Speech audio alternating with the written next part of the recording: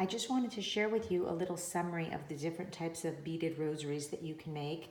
As you can see, we have a list here of the supplies that you can purchase to make these different types of rosaries. Everything with the exception of the crucifix can be purchased at rosarymakingparts.com.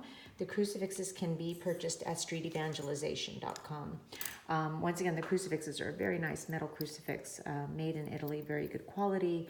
And there's lots of different options in beads. So I'll show you what we've made here. The first one is the simple rosary. This here is a simple rosary. We start with a number 7 white bonded nylon twine. And what I would recommend on the simple rosary, we're going to cut it to a 4-foot length. And I would dip the ends in clear nail polish on all of these so that they don't fray when you're working. Because if they fray, you have to cut them, and it kind of becomes a pain. You have to keep doing that.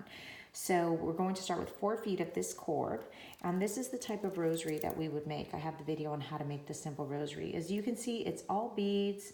There are no dividers in between the beads. It's really super simple and easy and quick to make.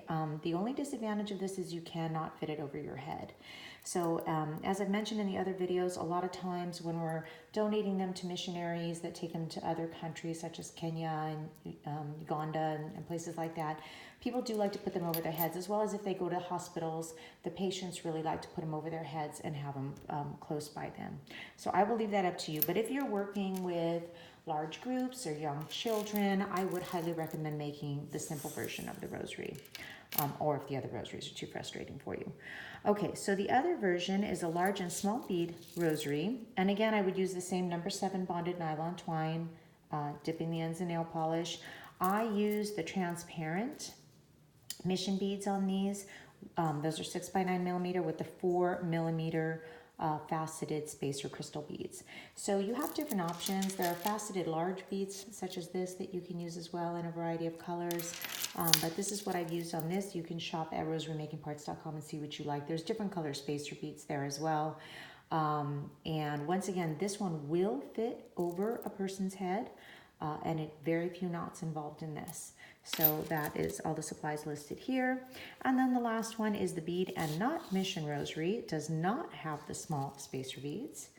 And both with the large and small bead mission rosary and this rosary here, you do not need to alternate the Our Father color.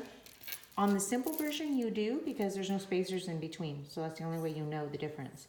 But on the other 2 versions, you do not need to alternate because there are spacers, whether it's the knots or the spacers themselves. So you can either use all the same color or you can use a different color, whichever you prefer.